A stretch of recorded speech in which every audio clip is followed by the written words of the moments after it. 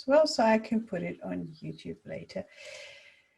Right, hi guys, my name is Tirza Schaefer. I'm the owner of this group, Tirza's Bookstore, and I've been quite busy this week, being invited all over the place to appear as guest speaker in various groups, mainly as author, but also in my capacity as a spiritual coach. That was the first one on Monday. So I've been kind of cam hopping around here. Sounds like a loose woman, doesn't it? Anyway, I am so happy to be here, and I would absolutely love to explain to you why I am here, which is I wanted to read to you from my current work in progress, which is Reyna, chapters 3 and 4. Reason being that in the group where I was tonight, I didn't quite finish all that I had set out to do. I wanted to read from 4 books. I only managed 3 in the 1 hour that I had, because I had to speak a bit on the background of the books as well. And so I was thinking it would be such a waste for me to have printed it all out, and because of that I thought, you've got to be my guinea pigs, guys, and I'm going to read the 3rd chapter and the 4th chapter today for you live here in my group. And feel free to share that out as well so other people can watch it. This is a public group, so you can share straight from here, and it's going to show to everyone. You don't have to be a member to see that. Okay. Yeah. So Reyna is book 3 of the Milf Diaries, and it starts with the Seals in Spain trilogy, which is the first one is Tank. Then 2nd and 3rd, Dom and Seb, are going to be published next year. So then we're going to go into the Milf Diaries. Number 1, the book is called Izzy. The 2nd one is called Rhea. And the 3rd one, which I'm reading from now, is Reyna. So Izzy, Rhea, and Lucia are best friends, and they live in New York, in Brooklyn, and Lucia's little sister, who is also already 42 years old, so they're not spring chickens anymore, but mature, beautiful women who know what they want, who are on the peak of their professional and personal development as well. So, you know, like in the middle of life. And so Reyna has gone from Mexico as a young woman, or barely teenager, to Spain to become a professional dancer, and she did, and she's very famous. You know, she has a lot to do, because it's like part of the high cultures, a lot to do with nobility and politicians and so on. So important people, basically. And so now she is actually dancing. She's training for her last show. She decided that's going to be her last show, but nobody else knows yet. And her best friend Andres is the owner of the company that she's under contract with in Barcelona. With her in the lead roles in this show dance Ramon and Rafael, and they're best friends. They're younger, around about 30, I think. I have to look it up again. There's so many beautiful men. Anyway, so and the problem is they're both in love with Reyna. Reyna is in love with both of them, is trying to pretend nothing is amiss, and it's not really so, because she thinks that's just passing infatuation on the side of the boys, and they are fiercely battling over her, which is very disconcerting for her and disrupts, of course, the professional flow of things as well. So their boss Andres is getting involved in that as well, because of, you know, he doesn't want his show to go to pieces, and, you know, so he's got to step in. And They have a special contract to dance in a music video of a reggaeton singer who is very famous at the time. And so Andres makes the boys this, promise to leave everything until after they've recorded the video, and then they can have it out and talk about it with Reyna. So Reyna then, right after the recording, being in New York, she runs off. She leaves the hotel without telling anyone and runs off to her sister, where she meets all her sister's friends with their respective partners as well. And so, but that is a bit later. So this is chapter 3 now, and it's Ramon talking. It's changing points of views between Reyna, Ramon, and Raphael. Okay, so this is Ramon. Raphael is like my brother, my best friend, but right now he's my nemesis. If it wasn't for him, I'm sure Reyna would have already given in to that pull between us. She can hardly resist, no matter what she says. I swear, if I touched her between her legs, she'd explode like a firecracker. She's that hot. There are only 2 problems in this scenario. The first is Rafa. We live together, share our small apartment, and there's no way I could keep an affair with Reyna from him. Most of all, however, she feels the same about him as she feels about me. As much as I hate to admit it, it is the truth. And that is why we are both fighting. We both think that whoever gets to bed her first, she will stay with, because right now she has no preference and thus rejects us both. We've fought over women before, but it's never been serious in the least. This time it's different. We're in love with Reyna. We both like older women who have a diva attitude. Not a spoiled brat diva, but the real lady type with dignity and elegance. Reyna is a queen in this category. We've never met a woman like her before in our lives. When Andres came to Madrid to offer us a contract to dance for his company, we had no idea Reyna was dancing for him. She had been our idol since our teenage days. He offered us less money than what we got in Madrid. However, we didn't like the atmosphere, and when we asked if any other known dancers worked for him and he dropped Reyna's name, I'd have paid to be allowed to dance for Andres, and Rafa told me the same. Rafa and I are like twins, not by looks, but in the way how close we are. We can understand each other without words, feel startled or alerted when the other is in danger or pain, even when we have no prior knowledge of it. And we have a lot of the same interests as well. I honestly never thought anything or anyone could come between us. But now we can barely look at each other. I hate feeling this way about my best friend, but so it is. And because we can feel what the other feels, we both know that we feel the same, and still we can't help ourselves. If this continues for much longer, we have to take separate apartments. I sit at the kitchen table and watch Rafa pour himself a glass of wine.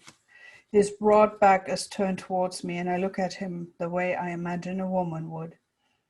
The shoulders are wide enough to instill a feeling of protection without seeming intimidating with bulk.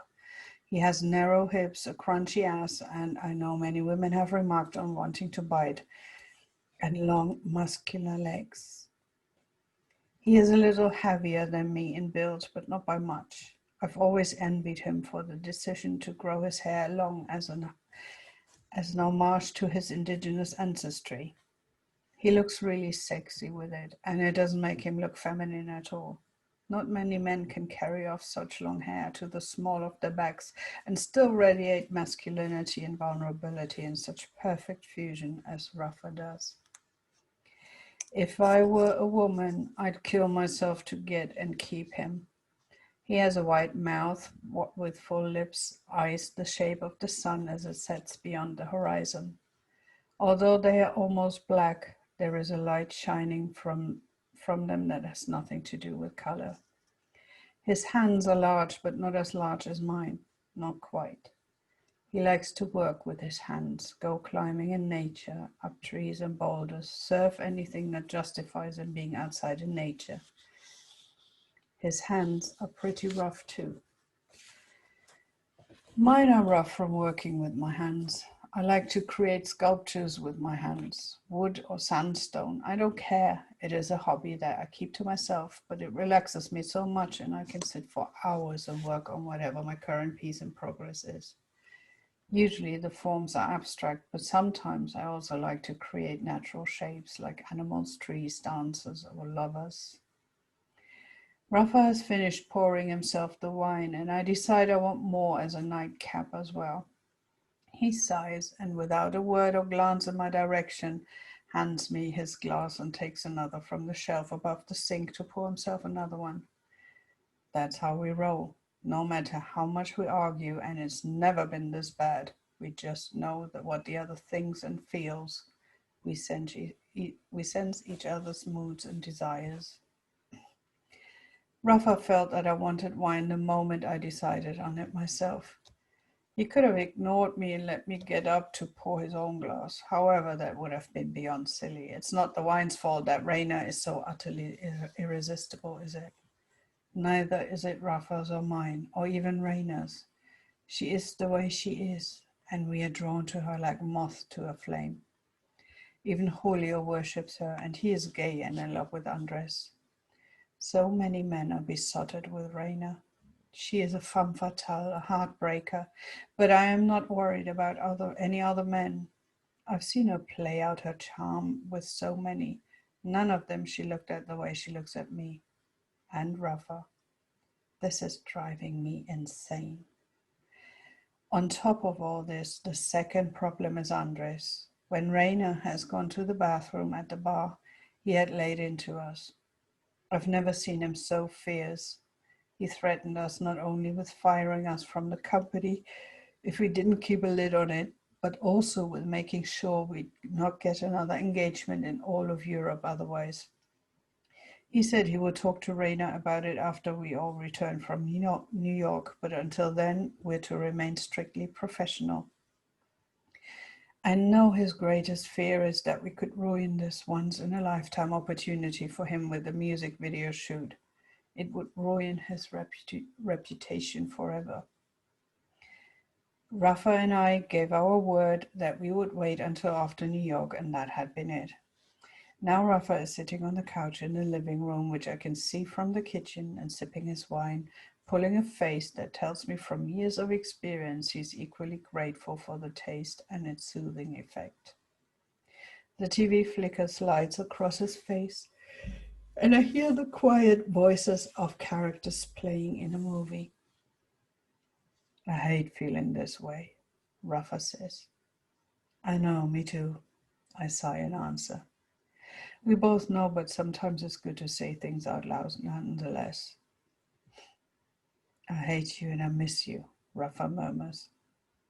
Ditto, I reply, then get up and walk over to the couch. I sit down beside him and lay my arm around his shoulders.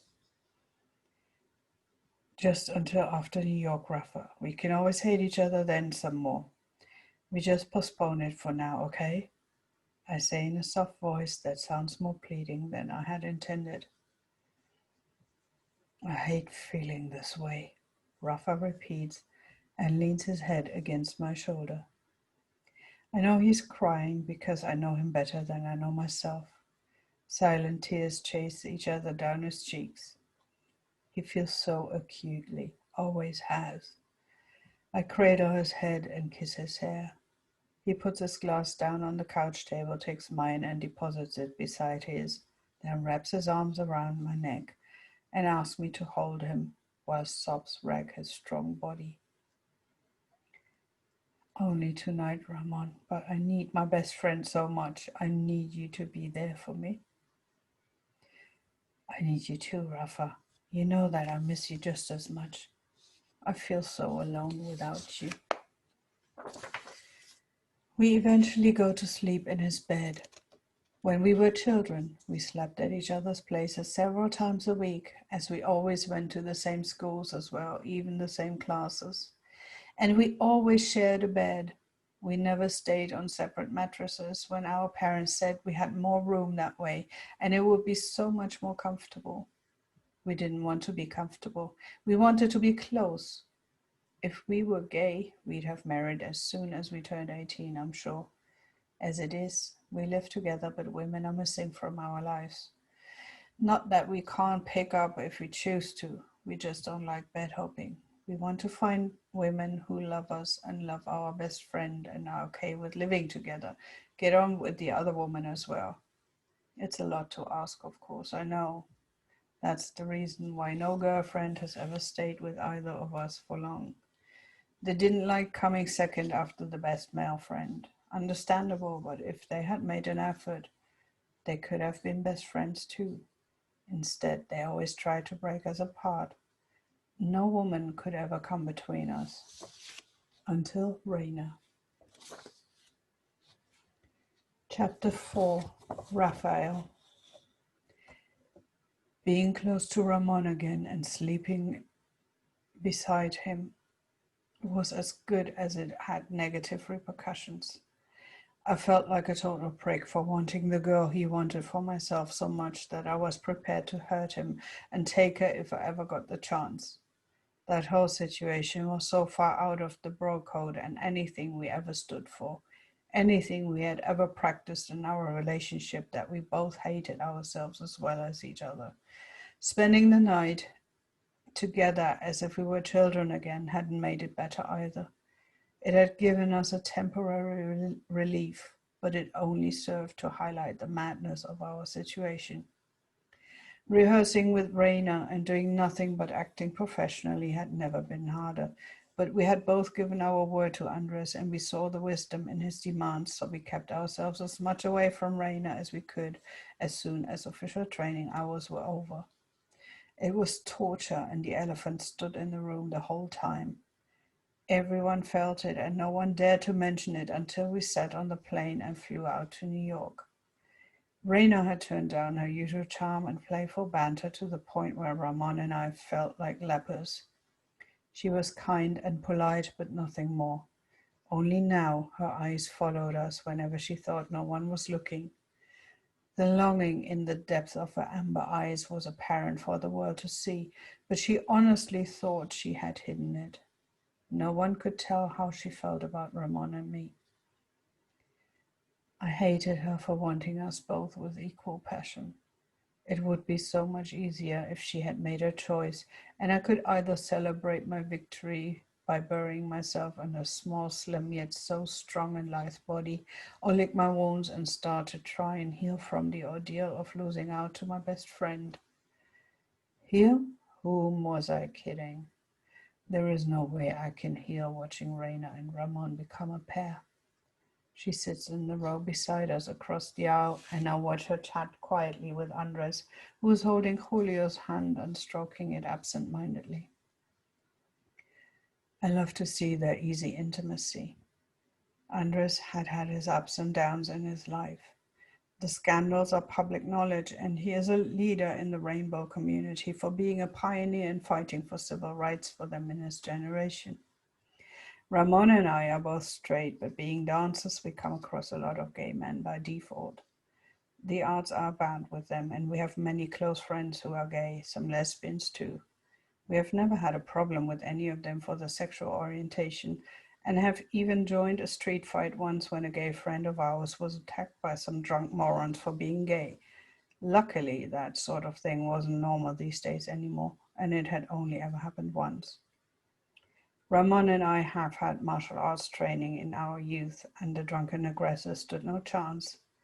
Our friend got away unscathed, and we were hailed by his saviors as his saviors for a few weeks until the hype had finally died down. All my memories were Ramon's memories as well. Apart from sex, we do everything together. Until we met Reyna, we had been close like that. She has taken our world and toppled it over on its head. Everything has changed. She has driven a wedge between us, and I'm not sure if we ever get to be as close and trusting of each other as we have been before. Some things can never be undone. I know she hasn't done it on purpose. Seeing her play the older mentor was cute at first. But when the attraction between us became stronger and we all got to know each other better, it wasn't cute any longer. I want to throttle her half of the time for not being honest with herself. She is so hurt from what happened with her father. Yes, she told us about how she had grown up with her half-sister Lucia and her mother Frida. It had been over drinks after training one evening. The whole company had gone out to celebrate after an important performance on TV that had gone smooth and perfect. She had told us all her story so matter-of-factly that made apparent how hurt she must be from this ordeal as a young teenager, being betrayed by her father and abandoned by her mother. Psychologists call it disassociation. I know that because my mother is a therapist. She has taught me a lot over the years growing up, and Ramon has been just as lucky to learn from her. Disassociation is a coping mechanism to deal with trauma and protect yourself from pain. Reyna has it down to a T. However, she is just as open and loving with everyone she feels safe with because her feelings for them don't run too deep. That also means by default she will not let anyone get under her skin, not as a friend, let alone a lover. Andres is probably the closest friend she has, the only one she lets her guard down around. I have never met her sister Lucia, but it sounds like she is the only person Reyna trusts with her life, because Lucia saved it once, literally. So she proved to her younger sister that she could be trusted with it.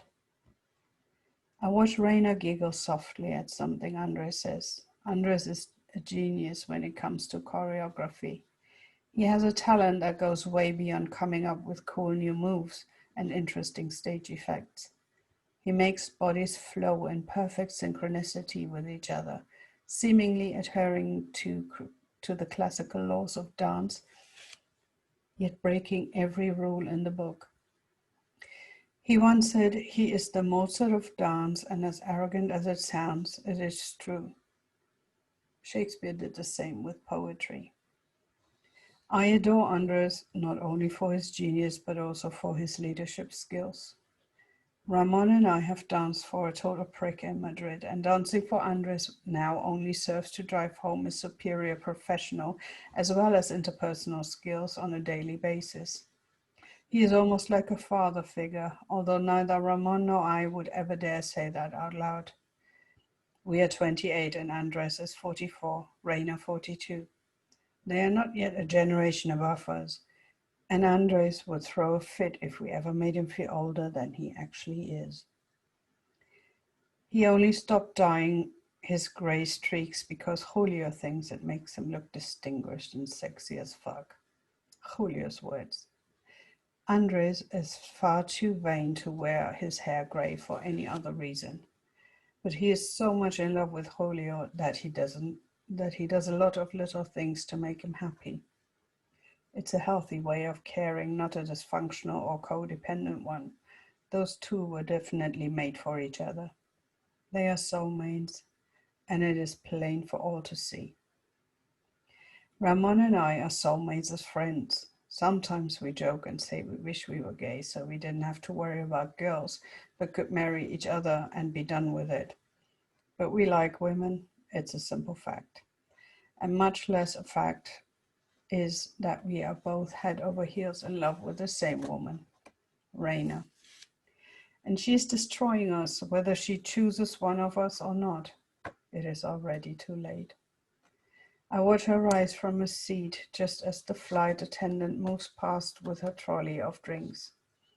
She walks to the toilets and disappears in one of the small stalls. I want to follow her, but as my gaze drifts over to Ramon beside me, I can see him watching her with the same hunger.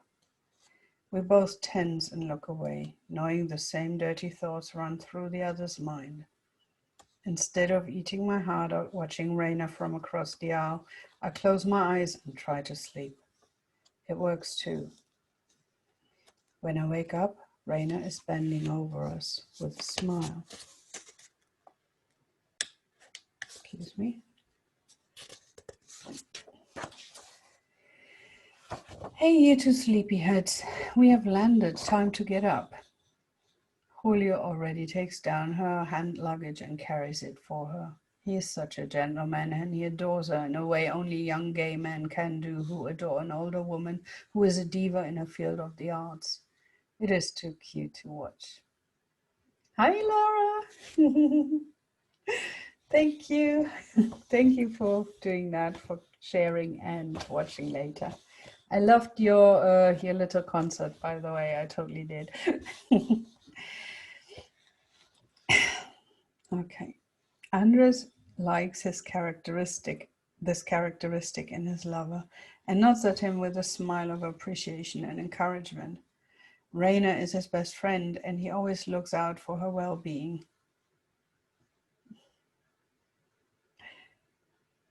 Absolutely. So, excuse me, yeah. She has risked her life and her reputation to back him 20 years ago when he had his coming out, and she stood by him publicly.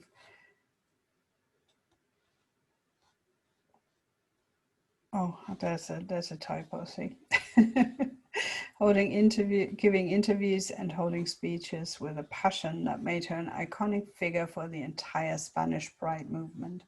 And Andres never forgets it. He will do anything to keep her happy, and Ramon and I were at the receiving end of wrath the night we are at the restaurant celebrating our booking for New York.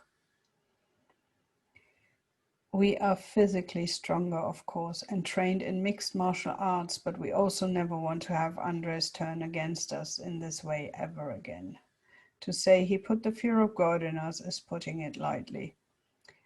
That he has in common with my dad, a natural authority that is far stronger than brute strength. My dad can still do that too. He is ex-military and used to train teams in the special forces. Quite a career for a poor immigrant who came with his wife and only one suitcase from Colombia on the run from a powerful drug cartel who killed an entire village, including my parents' families who were mainly indigenous. We have some blood of the conquistadores running through our veins as well. You can't see much of it apart from the height and a little more European features than the full-blooded indigenous population. But I'm proud to say I look mostly like my native ancestors. Right now, I look at Julio and the corners of my mouth spread into a wide grin. What? Julio asked irritably, but without menace. The man is a gentle lamb in comparison to Andres, but he is by no means a walkover. His gentle attitude is a matter of choice. He has a quiet kind of inner strength that is almost palpable. You really have the male version of sexy librarian down to a T. Do you and Andres ever role play? I tease. I tease him and burst into laughter when he blushes. Ramon giggles behind me. That's one of his funny traits, his giggle. No one likes Ramon. No one giggles like Ramon. You'd think it's girly to giggle, but he has made it a form of art to giggle like a girl and yet sound and look utterly masculine while doing it. I want to look at him and share the laugh, but then I don't, remembering how we both drooled over the fantasy of following Reyna into the toilet stall. Another nail in the coffin of our friendship. It is like standing at the bottom of a mountain and seeing the giant avalanche come crashing towards you. But instead of running, you are frozen to the spot and watch it come closer in abject terror, knowing it will bury you and destroy you, tearing you limb from limb when it reaches you. The avalanche is the destruction of our friendship, our brotherhood, and it's nearly there. My chest tightens painfully, and I draw in a sharp breath before I reach up to the overhead locker to get my bag and coat out. Ramon is right behind me as we file in the queue that leads off the plane, but we don't speak until we are through customs and retrieve our luggage. He spots my suitcase first and points it out to me. Of course he knows my luggage. We bought it together. It is ours. It was a set of 4 pieces and we usually share it as we need it. It is ours. If one of us moves out, who will take the luggage? I feel like a man about to get a divorce. It feels like crap. Ramon's eyes meet mine, and I can see he feels what I feel. I can feel the same pain in him. To my horror, right in the middle of JFK International Airport, my eyes tear up with the pain of it all. I feel Ramon's heart breaking at it before the emotion even registers on his face. He takes a step towards me, reaches out, but I shake my head. It'll just make it worse when it finally happens. He halts in his tracks and deflates. His shoulders slump and his hands sink down to his sides. The corners of his mouth tuck downwards, and I know he is close to losing it too. I grab my suitcase and move to the back of the crowd to make room for the people who haven't retrieved their luggage yet. It also gets me a reprieve to collect myself again from this emotional silent exchange with Ramon. Tomorrow the video shoot starts, and I can't wait to bury myself in the work. Dancing always makes things more bearable. Even though I have to dance with Reyna and Ramon, but I can pretend it is all play acting. I can express my emotions without holding back because it is all part of the dance. It is a kind of active oblivion, if that makes any sense. It makes sense to Ramon. He knows exactly what I mean. In that moment, my heart shatters.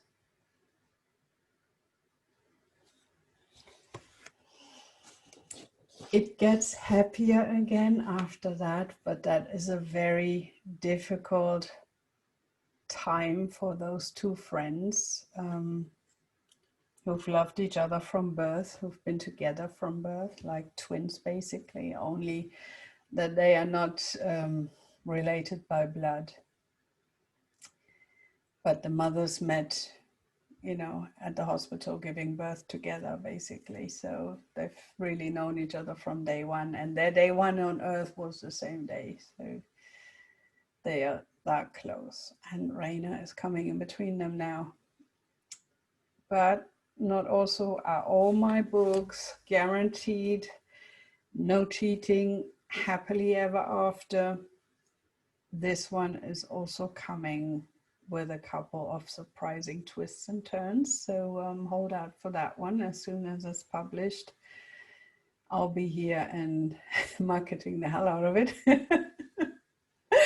Obviously, but until then, you can read Tank, Izzy, and Ria. That's 3 books, and by then I hopefully have